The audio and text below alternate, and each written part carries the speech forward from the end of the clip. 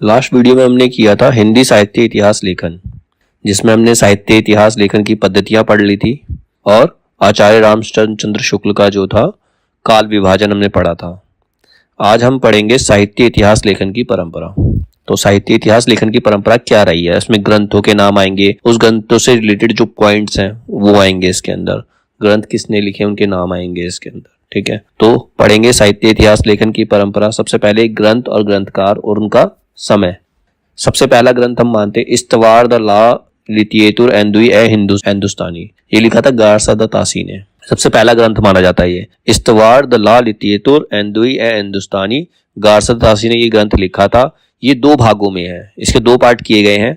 एक पहला पार्ट जो आया था वो 1839 में आया था और इसका सेकंड पार्ट जो आया था 1847 में आया था।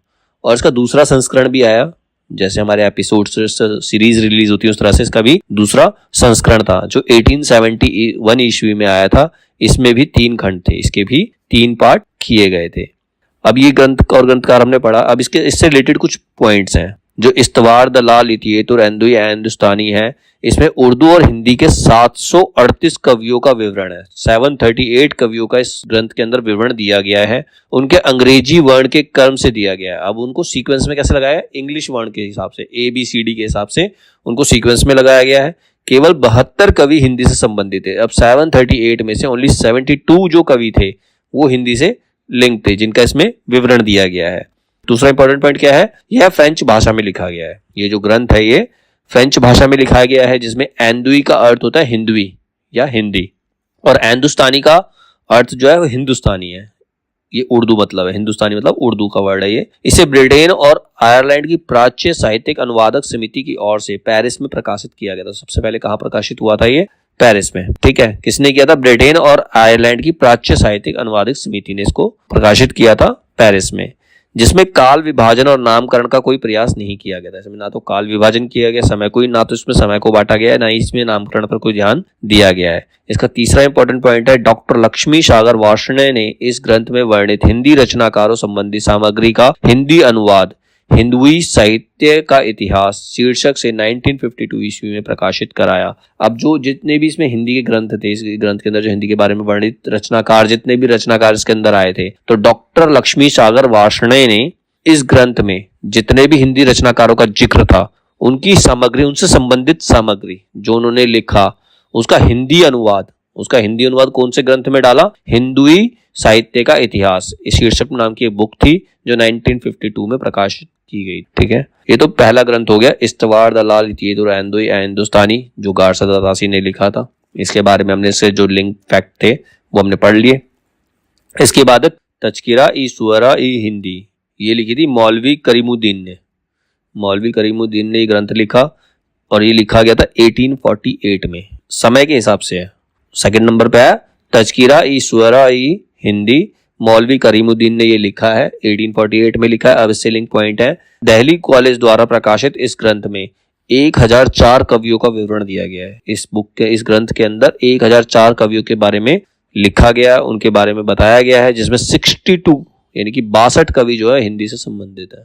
टोटल 1004 कवि हैं और जिसमें से 62 जो है 62 कवि जो है वो हिंदी से संबंधित थे, जिनका विवरण इस ग्रंथ के अंदर दिया गया है। इस ग्रंथ का महत्व इस बात में है कि इसमें सर्वप्रथम काल क्रम का ध्यान रखा गया था। अब इस ग्रंथ के अंदर काल क्रम का ध्यान रखा गया, समय के अनुसार, टाइम के अनुसार, किंतु नामकरण नहीं किया गया। लेकिन अब टाइम का तो इन्होंने काल क्रम का तो ध्यान रख लिया, लेकिन नामकरण उसका नहीं किया।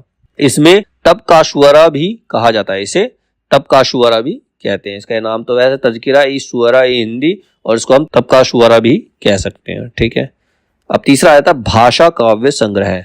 तीसरा ग्रंथ है भाषा काव्य संग्रह, ये लिखा महेश दत्त शुक्ल ने, 1873 में आया। अब देखो ना, बढ़ता जा रहा समय, बढ़ता चला जा रहा। वो 1839 से शुरू हुआ था, फिर सेकंड आया 1848 के अंदर, अब थर्ड भाषा काव्य संग्रह जो आया वो 1873 ईस्वी के अंदर आ गया। ठीक है, और इसको लिखा महेश दत्त शुक्ल ने। किसने लिखा था, महेश दत्त शुक्ल ने। तो क्वेश्चन बन सकता है भाषा काव्य संग्रह किसका ग्रंथ है, तो महेश दत्त शुक्ल का है, जो 1873 में आया था। अब इसके कुछ फैक्ट्स हैं। ये हिंदी भाषा में लिखा गया प्रथम हिंदी साहित्य इतिहास संबंधी ग्रंथ है। बहुत इंपॉर्टेंट क्वेश्चन बन गया, ये हिंदी भाषा में लिखा गया प्रथम हिंदी साहित्य इतिहास संबंधी ग्रंथ है। तो प्रथम हिंदी साहित्य इतिहास संबंधी ग्रंथ कौन सा है, भाषा काव्य संग्रह। किसने लिखा? महेश दत्त शुक्ल ने। यहां से क्वेश्चन बन सकता है, आ भी सकता है। यह नवल किशोर प्रेस लखनऊ से प्रकाशित हुआ। ये कहां से प्रकाशित हुआ था? नवल किशोर प्रेस से ये प्रकाशित किया गया था, जो कि लखनऊ में है। इसका प्रकाशन जो किया था नवल किशोर प्रेस ने किया था, लखनऊ में यह स्थित है। ठीक है। फिर इसके बाद है शिव सिंह सरोज। शिव सिंह सरोज ग्रंथ का नाम है। इसके जो राइटर है वो है शिव सिंह सेंगर। ग्रंथ का नाम और राइटर नाम सेम है। ग्रंथ का नाम है शिव सिंह सरोज और राइटर का नाम है शिव सिंह सेंगर।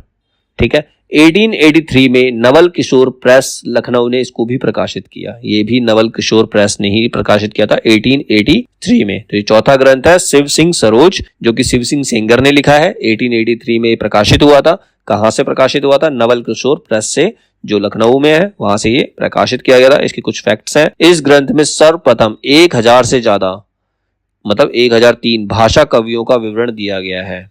मतलब 1000 से ज्यादा भाषा कवि, 1003 से ज्यादा भाषा के कवियों का विवरण इसके अंदर दिया गया है। इसी से यह बाद के इतिहासकारों के लिए आधार भी रहा है। तो इसके बाद के जो भी इतिहासकार हैं उन्होंने इसको बेस बनाया है, क्योंकि सब कुछ इसके अंदर मिल जाता है। इसके पूर्वार्ध मतलब फर्स्ट हाफ, इसके पूर्वार्ध में 838 कवियों की रचनाओं के नमूने और उत्तरार्ध में 1003 कवियों का जीवन परिचय दिया गया है। मतलब इसके फर्स्ट हाफ के अंदर तो 838 कवियों की रचनाओं के नमूने, रचनाओं की कॉपीज दी गई हैं, और इसके सेकंड हाफ के अंदर, उत्तरार्ध मतलब सेकंड हाफ के अंदर 1003 कवियों का जीवन परिचय दिया गया है इस ग्रंथ के अंदर।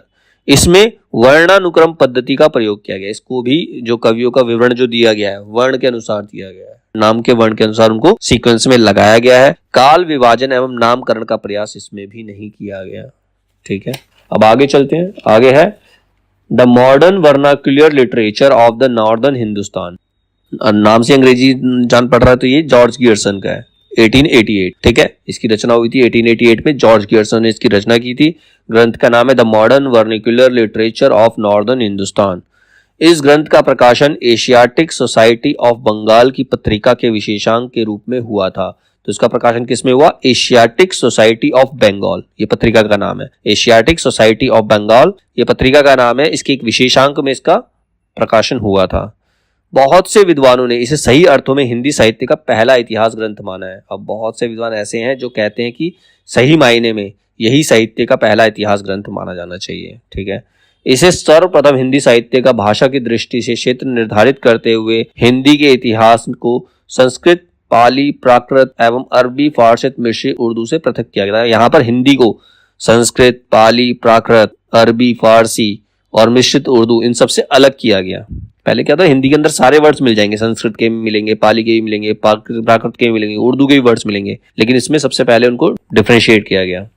इसमें पहली बार कवियों को काल क्रमानुसार वर्गीकृत करते हुए उनकी प्रवृत्तियों को उद्घाटित भी किया गया। इसमें वर्ण के अनुसार नहीं, काल क्रम के अनुसार, कौन से समय में कौन सा कवि आया, सबसे पहले कौन सा कवि आया, इस तरीके से उनको सीक्वेंस में लगाया गया। संपूर्ण ग्रंथ 11 अध्यायों में विभक्त है। तो जो the modern vernacular literature of the northern Hindustan है, इसके अंदर 11 अध्याय हैं। ठीक है। तब प्रत्येक अध्याय एक काल का सूचक है। हर अध्याय को एक काल माना जाता है। हर अध्याय का नामकरण भी किया गया। 11 अध्याय दिए गए तो 11 अध्यायों का नामकरण भी इस ग्रंथ के अंदर किया गया, नाम बताया गया उनका। इसमें कुल 952 कवियों को शामिल किया गया। 952 कवियों को इसके अंदर शामिल किया गया है, जिसमें से 886 कवियों के विवरण का आधार शिव सिंह सरोज है। 952 में से 886 जो कवि लिए हैं उनका बेस जो है शिव सिंह सरोज, जो उससे पहले आई थी, उसको बेस मानकर उन कवियों को लिया गया है। इन्होंने सर्वप्रथम भक्ति काल, जो कि 16th और 17th सेंचुरी को स्वर्ण युग कहा था। इन्होंने सबसे पहले कहा था जो भक्ति काल था वो एक स्वर्ण युग था, मतलब सभी लोगों के अंदर दया भाव था, एक स्वर्ण युग था हिंदी इतिहास के लिए भी। फिर डॉक्टर किशोरी लाल गुप्त ने इसका अनुवाद हिंदी साहित्य का प्रथम इतिहास के नाम से 1957 ईस्वी में प्रकाशित कराया। अभी क्वेश्चन बन सकता है कि the modern vernacular literature of northern Hindustan का हिंदी अनुवाद ग्रंथ कौन सा है? वो है हिंदी साहित्य का प्रथम इतिहास। मतलब इसी का नाम, इसी का हिंदी अनुवाद क्या है? मतलब the modern vernacular literature of northern Hindustan का जो हिंदी अनुवाद है वह हिंदी साहित्य का प्रथम इतिहास है। इसका अनुवाद किया था डॉक्टर किशोरी लाल गुप्त ने। कब? 1957 में इसका अनुवाद करके उन्होंने प्रकाशित करवाया था। ठीक है। तो जॉर्ज गियर्सन आ गया। जॉर्ज गियर्सन के बाद आते हैं मिश्र बंधु। इन्होंने ग्रंथ लिखा था मिश्र बंधु विनोद। मिश्र बंधु अगला राइटर है जो जिसने मिश्र बंधु विनोद लिखा। इसके प्रथम 3 भाग 1913 ईस्वी में और चौथा भाग 1934 ईस्वी में प्रकाशित हुआ था। इसके 3 पार्ट 1913 में आए थे और जो चौथा पार्ट था वो 1934 के अंदर आया था। अब इसके फैक्ट्स हैं, इसमें 4591 कवियों को शामिल किया गया है, 4591 कवियों को शामिल किया गया है। गियर्सन यद्यपि काल विभाजन एवं नामकरण कर चुके थे, किंतु व्यवस्थित रूप से इसका श्रेय जो है मिश्र बंधु को जाता है। पहले उसने कर दिया, काल विभाजन भी कर दिया, नामकरण भी कर दिया, लेकिन जो इसका सही तरीके से लगाने का जो श्रेय है वो मिश्र बंधुओं को जाता है। इन्होंने संपूर्ण इतिहास को 5 कालों में विभाजित किया। इन्होंने संपूर्ण इतिहास को 5 काल में डिवाइड कर दिया। मिश्र बंधु 3 भाई थे। अब नाम आ सकते हैं मिश्र बंधु में, कोई भी नाम दे दिए कि इनमें से मिश्र बंधु कौन नहीं है या इनमें से कौन सा मिश्र बंधु है। तो 3 भाई थे ये, गणेश बिहारी मिश्र, श्याम बिहारी मिश्र, सुखदेव बिहारी मिश्र। गणेश बिहारी मिश्र, श्याम बिहारी मिश्र और सुखदेव बिहारी मिश्र, यही मिश्र बंधु हैं। इससे लिंक क्वेश्चन आ सकता है इसके अंदर। फिर है हिंदी साहित्य का इतिहास, ये आया 1929 में, इसे लिखा था रामचंद्र शुक्ल ने। ठीक है, हिंदी साहित्य का इतिहास किसने लिखा? रामचंद्र शुक्ल ने 1929 ईस्वी में। यह ग्रंथ मूलतः नागरी प्रचारणी सभा के प्रकाशित हिंदी शब्द सागर की भूमिका के रूप में लिखा गया था। हिंदी शब्द सागर भी एक ग्रंथ है, उसकी भूमिका के लिए ये ग्रंथ लिखा गया था। इस भूमिका को हिंदी साहित्य का विकास नाम दिया गया। इसकी भूमिका क्या थी? हिंदी साहित्य का विकास। यह हिंदी का सर्वाधिक प्रख्यात इतिहास ग्रंथ है। प्रख्यात मतलब सबसे ज्यादा फेमस इतिहास ग्रंथ है। हिंदी साहित्य का इतिहास जो है सबसे ज्यादा फेमस है। इसमें रचनाकारों में इतिवृत्त की बजाय उनके रचनात्मक वैशिष्ट्य पर अधिक बल दिया गया है। मतलब इसमें रचनाकारों के इतिवृत्त की बजाय, मतलब रचनाकार की पर्सनैलिटी नहीं, जो उनकी रचना की जो विशेषता है, उनके लिखने की विशेषता, उनके एक्सप्लेन करने की विशेषता पर अधिक बल दिया गया। ठीक है, ये नहीं देखा गया कौन सा कवि कितना फेमस है, ये देखा गया कि उसके लिखने का तरीका कितना अच्छा है, बताने का तरीका कितना अच्छा है, वो जरूरी था इसमें। विधेयवादी पद्धति का प्रयोग करते हुए इसने किस पद्धति का प्रयोग किया है? रामचंद्र शुक्ल ने विधेयवादी पद्धति का। विधेयवादी पद्धति का प्रयोग करते हुए तत्कालीन युगिंग परिस्थितियों के संदर्भ में हिंदी साहित्य के इतिहास को इन्होंने विश्लेषित किया है। अपभ्रंश साहित्य को हिंदी से अलगाते हुए पूर्व पीठिका के रूप में वर्णित किया गया है। अब इन्होंने सबसे पहले रामचंद्र शुक्ल ने अपभ्रंश को हिंदी से अलग किया। पहले लोग समझते थे अपभ्रंश ही हिंदी है, जबकि अपभ्रंश जो है हिंदी का बिगड़ा हुआ रूप है। ठीक है, तो उन्होंने अपभ्रंश को हिंदी से अलग करके एक्सप्लेन किया। संपूर्ण इतिहास का इतना तार्किक और सुव्यवस्थित काल विभाजन किया कि परवर्ती इतिहास ग्रंथों में प्राय उनका ही प्रयोग किया था। अब जो इन्होंने काल विभाजन किया, उसी काल विभाजन को लोग आगे पढ़ते हैं। हमने पढ़ा था पिछली क्लास के अंदर, इनके काल विभाजन क्या थे? आदि काल, पूर्व मध्य काल, उत्तर मध्य काल, आधुनिक काल। वही काल विभाजन इन्होंने इतनी व्यवस्थित ढंग से किया था कि आने वाले समय में सब उसी को काल विभाजन के रूप में पढ़ते हैं। ठीक है, फिर है हिंदी साहित्य का आलोचनात्मक इतिहास। हिंदी साहित्य के इतिहास के बाद में कौन आया? हिंदी साहित्य का आलोचनात्मक, क्रिटिसिज्म आया अब इसके अंदर। ये किसने लिखा? डॉक्टर राम कुमार वर्मा ने। ये 1938 के अंदर लिखा गया। अब समय दे रखा है, इसमें हम सीक्वेंस में भी लगा सकते, क्वेश्चन बन सकता है कि इन राइटर्स, 4 राइटर दे दिए, इन राइटर को काल क्रम के अनुसार व्यवस्थित करो। तो तुम्हें पता होना चाहिए पहले कौन आया, बाद में कौन आया। ठीक है, इसीलिए इनके साथ साथ सन भी दे रखा है।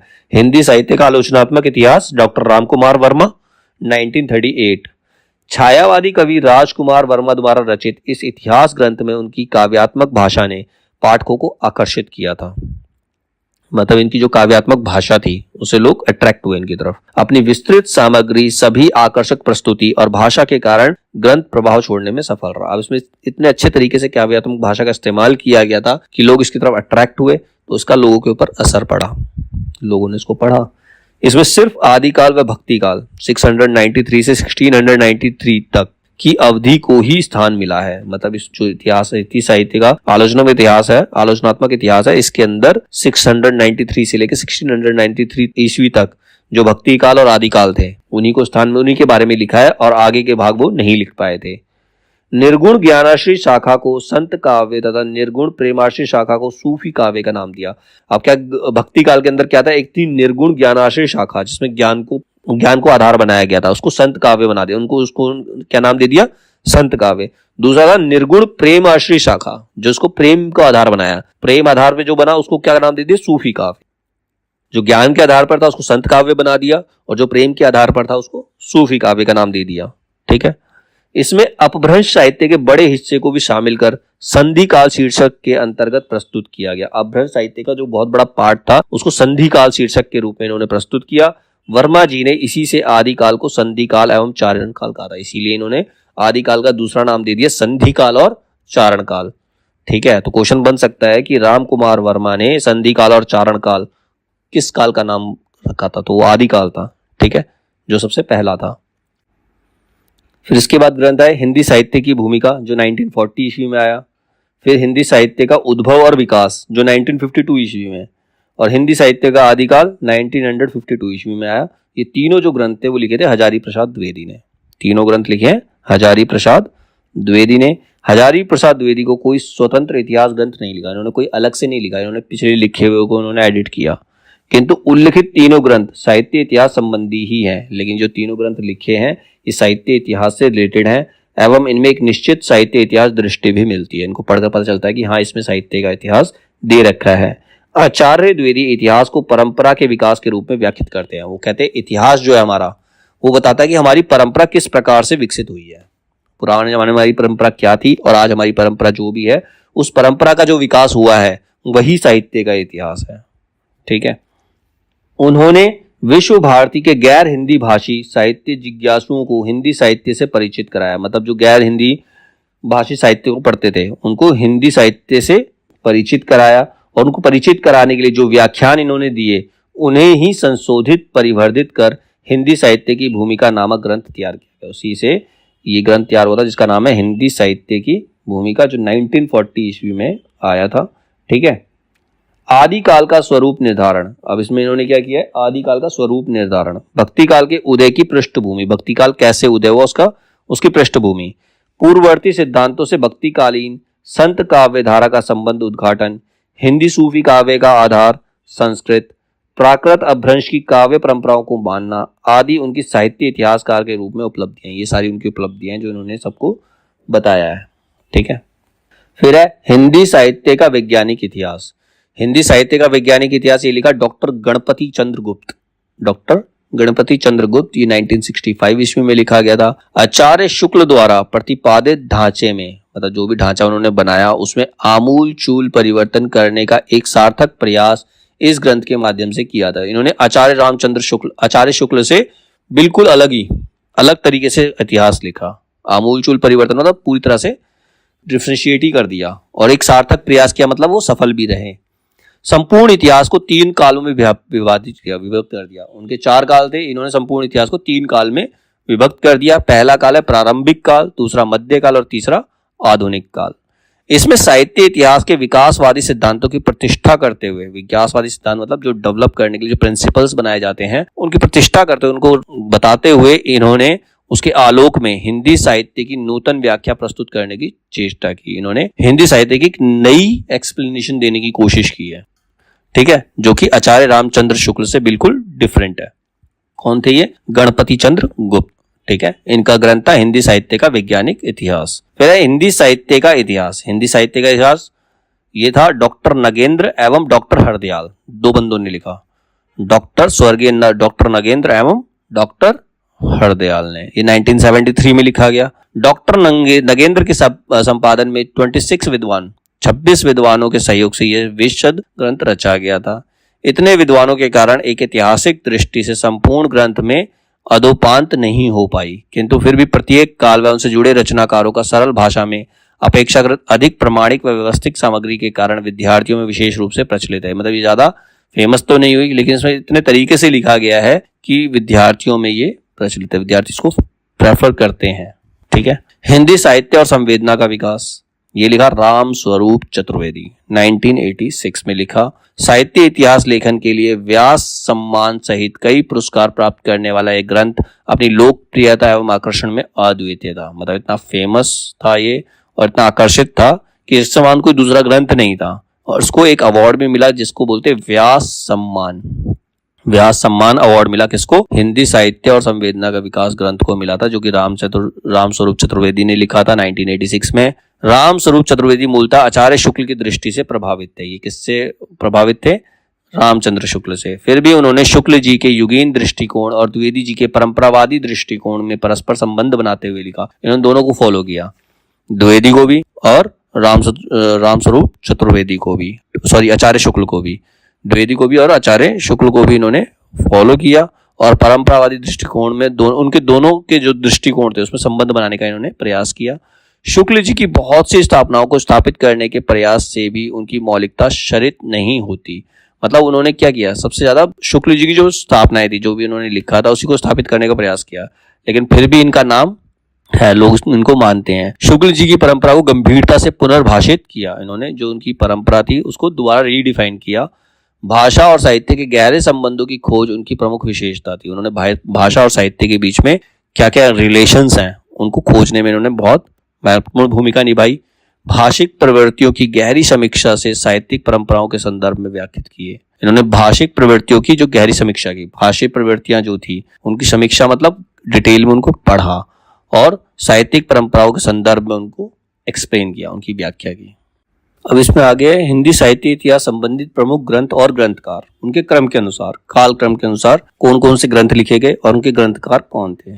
तो ये भी ध्यान से पढ़ना चाहिए क्योंकि इस पे भी क्वेश्चन आते हैं, बहुत ज्यादा आते हैं कि इन जो रचनाकार है इनको इनके समय के अनुसार सीक्वेंस में लगाओ। बहुत सारे ऐसे क्वेश्चन आते हैं हमारे नेट के अंदर। तो हम इसको पढ़ते हैं। सबसे पहले ग्रंथ पहले दे रखे ग्रंथ और उसका समय, उसके साइड में दे रखे ग्रंथकार के नाम। तो पहला ग्रंथ कौन सा है, अभी हमने पढ़ा था, इस्तवार द लालित्येतुर एंदुए हिंदुस्तानी, 1839 में ये आया था। इसके जो राइटर थे वो गारसद तासी थे, अभी पढ़ा था हमने ये। फिर तजकिरा ईश्वरा हिंदी, जिसका दूसरा नाम है तबकाशवारा, इसको लिखा मौलवी करीमुद्दीन ने, 1848 में ये आया था। फिर है भाषा काव्य संग्रह 1873, महेश दत्त शुक्ल। फिर शिव सिंह सरोज 1883, ये शिव सिंह सेंगर ने लिखा। फिर the modern vernacular literature of northern Hindustan 1888, ये लिखा जॉर्ज गियर्सन ने। ठीक है। हिंदी कोविद रतनमाला, हिंदी कोविद रतनमाला ये अभी हमने नहीं पढ़ा था, इसको दो पार्ट में लिखा गया 1909 और 1914 में। ये लिखा श्याम सुंदर दास ने। किसने लिखा? श्याम सुंदर दास। उसके बाद ग्रंथ है मिश्र बंधु विनोद, ये 1939 में आया, इसको लिखा था मिश्र बंधुओं ने। अब मिश्र बंधुओं के तीन भाई थे। ये कौन कौन थे तीनों भाई? गणेश बिहारी मिश्र, श्याम बिहारी मिश्र, सुखदेव बिहारी मिश्र। इनके नाम भी याद होने चाहिए, तो मिश्र बंधु हो गए। ठीक है। फिर है a sketch of Hindi literature, a sketch of Hindi literature 1917 में आया। इसके जो राइटर थे वो एडविन ग्रीव्स। फिर दूसरा है a history of Hindi literature, a history of Hindi literature 1920 में आया। इसके जो राइटर थे वो F.E.K, इसके राइटर है F.E.K। फिर है ब्रज माधुरी सार 1923 में आया, इसके राइटर वियोगी हरि। हिंदी साहित्य विमर्श 1923 में, हिंदी साहित्य विमर्श 1923, पदुमलाल पुन्नालाल बख्शी, इसके राइटर है पदुमलाल पुन्नालाल बख्शी, हिंदी साहित्य का विमर्श। फिर हिंदी भाषा का विकास 1924, इसके राइटर श्याम सुंदर दास। कविता कौमुदी 1928 में आई, इसके राइटर थे राम नरेश त्रिपाठी। हिंदी साहित्य का इतिहास सबसे इंपॉर्टेंट है, हिंदी साहित्य का इतिहास 1929 में आया था और इसके राइटर थे वो रामचंद्र शुक्ल थे। हिंदी भाषा के प्रथम ऐसे कवि माने जाते हैं जिन्होंने इसको व्यवस्थित किया था। हिंदी साहित्य का इतिहास 1929, राइटर रामचंद्र शुक्ल। हिंदी भाषा एवं साहित्य 1930, इसके राइटर है श्याम सुंदर दास।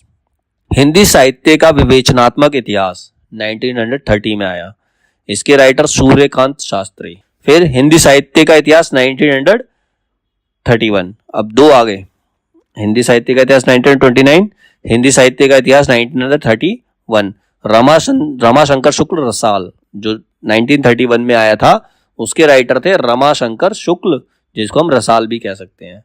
हिंदी भाषा और साहित्य का विकास, हिंदी भाषा और साहित्य का विकास 1931 में अयोध्या सिंह उपाध्याय, इनका एक और नाम है जिसको हम हरिऔध कहते हैं, अयोध्या सिंह उपाध्याय का ही नाम है हरिऔध।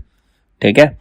हिंदी साहित्य 1933, ये लिखा था डॉक्टर धीरेन्द्र वर्मा ने, डॉक्टर धीरेन्द्र वर्मा।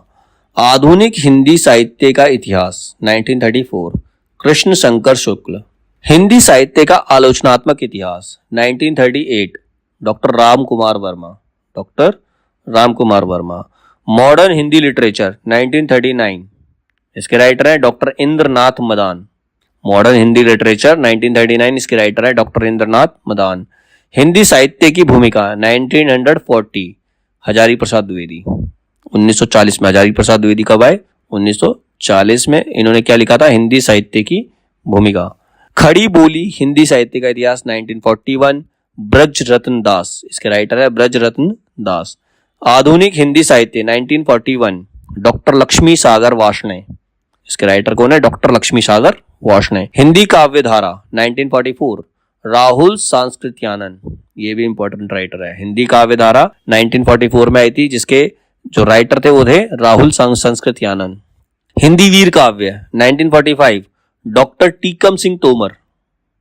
हिंदी साहित्य 20वीं शताब्दी 1942, नंद दुलारे वाजपेयी। रीति काव्य की भूमिका 1949, ये इंपॉर्टेंट है। रीति काव्य की भूमिका ये लिखा था डॉक्टर नगेंद्र ने, डॉक्टर नगेंद्र। आधुनिक हिंदी साहित्य 1950, नंद दुलारे वाजपेयी। उत्तरी भारत की संत परंपरा 1951, परशुराम चतुर्वेदी। हिंदी साहित्य का आदिकाल 1952, हजारी प्रसाद द्विवेदी। हिंदी साहित्य उद्भव और विकास 1952, हजारी प्रसाद द्विवेदी। हिंदी साहित्य का अतीत 1960, विश्वनाथ प्रसाद मिश्र। साहित्य का इतिहास दर्शन 1960, नलिन विलोचन शर्मा। हिंदी साहित्य का वृहद इतिहास 16 भाग है इसके अंदर। हिंदी साहित्य का वृहद इतिहास के 16 भाग है। 1961 में आया।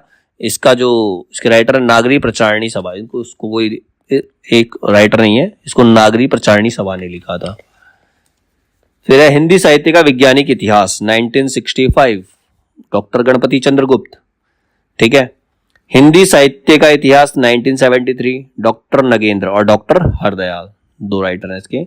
आधुनिक हिंदी का आदिकाल 1973, नारायण चतुर्वेदी। साहित्य एवं इतिहास दृष्टि 1981, मैनेजर पांडे। हिंदी साहित्य का सरल इतिहास 1985, विश्वनाथ त्रिपाठी। हिंदी साहित्य और संवेदना का विकास 1986, राम स्वरूप चतुर्वेदी। हिंदी साहित्य का दूसरा इतिहास 1996, बच्चन सिंह। हिंदी साहित्य का आधा इतिहास 2003, सुमन राजे। हिंदी साहित्य का मौखिक इतिहास 2004, डॉक्टर नीलाभ। हिंदी साहित्य का ओझल नारी इतिहास 2012, इसको लिखा नीरजा माधव ने। ठीक है। तो ये कुछ राइटर्स थे और उनके ग्रंथ थे समय के अनुसार। ठीक है। फिर है उदय नारायण तिवारी कृत हिंदी भाषा का उद्भव और विकास तथा भागीरथ मिश्र कृत हिंदी काव्य शास्त्र का इतिहास उल्लेख्य ग्रंथ है। मतलब इंपॉर्टेंट ग्रंथ है हिंदी भाषा का उद्भव और विकास, जो कि लिखा था उदय नारायण तिवारी ने, और हिंदी काव्य शास्त्र का इतिहास जो लिखा था भागीरथ मिश्र ने। राम नरेश त्रिपाठी ने कविता कौमुदी 1928 8 भागों में लिखी थी। हिंदी, उर्दू, बंगला और संस्कृत की कविताओं तथा लोक गीतों का संकलन संपादन किया, इनको इकट्ठा करके इसका संपादन किया। साहित्य इतिहास संबंधी अनेक उल्लेख्य ग्रंथ, और भी उल्लेख्य ग्रंथ कौन कौन से हैं? राजस्थानी भाषा और साहित्य लिखा था डॉक्टर मोतीलाल मेनारिया ने। राजस्थान का पिंगल साहित्य डॉक्टर मोतीलाल मेनारिया। राजस्थानी साहित्य की रूपरेखा डॉक्टर मोतीलाल मेनारिया, मतलब राजस्थानी जितने भी थे वो मोतीलाल मेनारिया ने लिखे थे। ठीक है। चैतन्य मत और ब्रज साहित्य प्रभुदयाल मित्तल। राधा वल्लभ संप्रदाय सिद्धांत और साहित्य डॉक्टर विजेंद्र स्नातक, ग्रेजुएट होता स्नातक का मतलब। पंजाब प्रांतीय हिंदी साहित्य का इतिहास चंद्रकांत बाली। आचार्य हजारी प्रसाद द्विवेदी के विषय में डॉक्टर गणपति चंद्रगुप्त ने लिखा। वस्तुतः वह पहले व्यक्ति थे, मतलब गणपति चंद्रगुप्त लिखते हैं हजारी प्रसाद द्विवेदी के बारे में कि हजारी प्रसाद द्विवेदी पहले व्यक्ति हैं जिन्होंने आचार्य शुक्ल की अनेक धारणाओं और स्थापनाओं को चुनौती देते हुए उन्हें सबल प्रमाणों के आधार पर खंडित किया है। मतलब उन्होंने जो भी लिखा है उसको चुनौती भी दी है और उसको प्रूफ भी किया है। निश्चय ही आचार्य द्विवेदी हिंदी के सबसे अधिक सशक्त इतिहासकार रहे हैं। तो आचार्य द्विवेदी हिंदी के सबसे सशक्त इतिहासकार रहे हैं, ये किसने कहा? गणपति चंद्रगुप्त ने कहा। क्वेश्चन बन सकता है, आचार्य द्विवेदी हिंदी के सबसे अधिक सशक्त इतिहासकार रहे हैं, ये कथन किसका है? गणपति चंद्रगुप्त का है। ठीक है। हिंदी के साहित्य इतिहास लेखन के संदर्भ में नलिन विलोचन शर्मा के निम्नलिखित मत स्मरणीय है। अब नलिन विलोचन शर्मा ने कुछ अपने मत दिए, कुछ अपनी राय बताइए। क्या? हिंदी साहित्य का पहला इतिहास लेखक गारसद तासी था, यह निर्विवाद है। सबको पता है कि पहला इतिहास लेखक कौन था? गारसद तासी। हिंदी के विधेयवादी साहित्य इतिहास के आदम प्रवर्तक शुक्ल जी नहीं बल्कि गियर्सन है। अब नलिन विलोचन शर्मा कहते हैं कि हिंदी के विधेयवादी साहित्य इतिहास मतलब साहित्य इतिहास जो है विधेयवादी पद्धति में लिखने वाले राइटर जो हैं वो रामचंद्र शुक्ल ना होकर के कौन है, गियर्सन है। ठीक है। हिंदी साहित्य काल विभाजन और नामकरण। सबसे पहले जॉर्ज गियर्सन का काल विभाजन एवं नामकरण। पहला है चारण काल, सन 700 से 1300, 700 से 1300 ईस्वी तक चारण काल बोला इन्होंने। दूसरा 15वीं सदी का धार्मिक पुनर्जागरण, 15th सेंचुरी का धार्मिक पुनर्जागरण जो 1400 ईस्वी कुछ होगा। थर्ड है मलिक मोहम्मद जायसी का प्रेम काव्य, तीसरा इन्होंने बनाया मलिक मोहम्मद जायसी का प्रेम काव्य। चौथा ब्रज का कृष्ण काव्य, सन 1500 से 1600 ईस्वी। फिर पांचवा मुगल दरबार। छठा तुलसीदास। सातवां है रीति काव्य, तुलसीदास के बाद क्या आया, रीति काव्य जो दरबारी कविता के नाम से जानी जाती है, सन 1580 से 1692 तक। फिर है तुलसीदास के अन्य प्रवर्ती, तुलसीदास के अन्य प्रवर्ती तुलसीदास के बाद जो उनको फॉलो करने वाले थे 1600 से 1700। नाइन्थ है 18वीं शताब्दी, 18th सेंचुरी, इसके नाम को अलग से काल में डिवाइड कर दिया, सन 1700 से 1800 ईस्वी तक। फिर 10th है कंपनी के शासन में हिंदुस्तान, जब अंग्रेजों का शासन था हिंदुस्तान कैसा था, सन 1857, 1800 से 1857 तक। फिर है विक्टोरिया के शासन में हिंदुस्तान, जब विक्टोरिया महारानी थी इंग्लैंड की, तो वो 1857 से 1887। तो ये जो काल विभाजन दिया है वो जॉर्ज गियर्सन ने दिए हैं। ठीक है। इसके बाद है मिश्र बंधुओं का काल विभाजन एवं नामकरण। प्रारंभिक काल, प्रारंभिक काल को इन्होंने दो पार्ट में डिवाइड किया, पूर्व प्रारंभिक काल, उत्तरारंभिक काल। पूर्व प्रारंभिक काल मतलब उसका फर्स्ट हाफ, उत्तरारंभिक काल मतलब उसका सेकंड हाफ। फर्स्ट हाफ माना जाता है 700 से 1343 तक और सेकंड हाफ माना जाता है 1344 से 1444 तक। फिर प्रारंभिक काल के बाद आता है माध्यमिक काल। माध्यमिक काल में भी दो पार्ट है, पूर्व माध्यमिक काल और प्रौढ़ माध्यमिक काल, ये भी फर्स्ट हाफ और सेकंड हाफ है। तो पूर्व माध्यमिक काल जो है 1445 से 1560, 1445 से 1560 तक, और प्रौढ़ माध्यमिक काल जो है 1561 से 1680 तक, 1561 से 1680 तक। फिर इसने अलंकृत काल, माध्यमिक काल के बाद लाए अलंकृत काल, जहां अलंकारों का प्रयोग किया इन्होंने।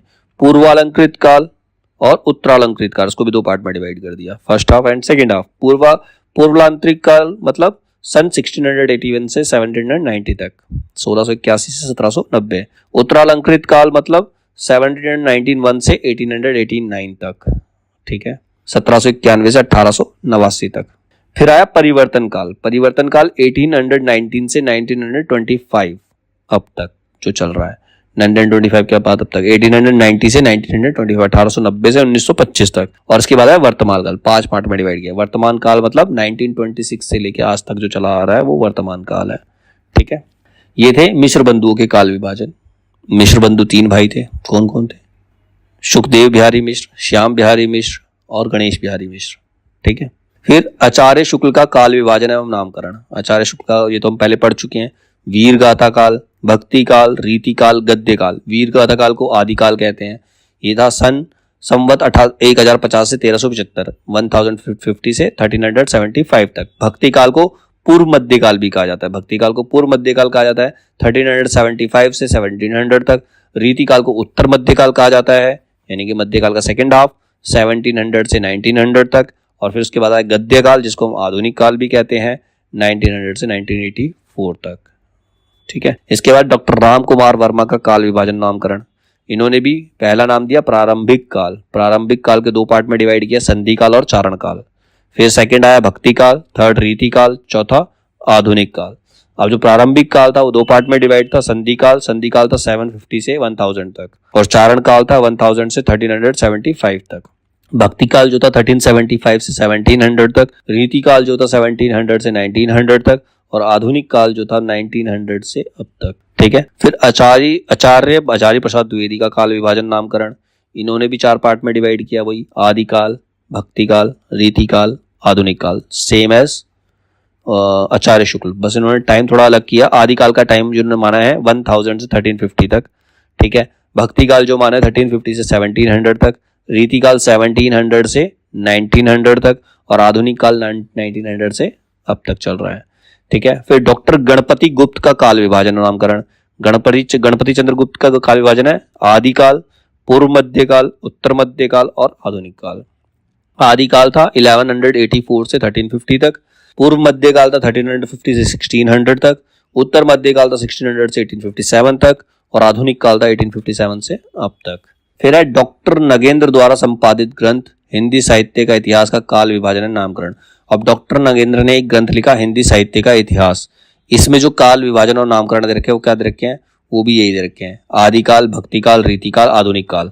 ठीक है, आदिकाल को 7th सेंचुरी 7वीं सदी के मध्य से 14वीं सदी के मध्य तक, ठीक है, और भक्ति काल को माना है 14वीं सदी के मध्य से 17वीं सदी के मध्य तक, रीतिकाल जो है 17वीं सदी के मध्य से 19वीं सदी के मध्य तक और आधुनिक काल 19वीं सदी से अब तक। आधुनिक काल को इसने और 4 पार्ट में डिवाइड किया है।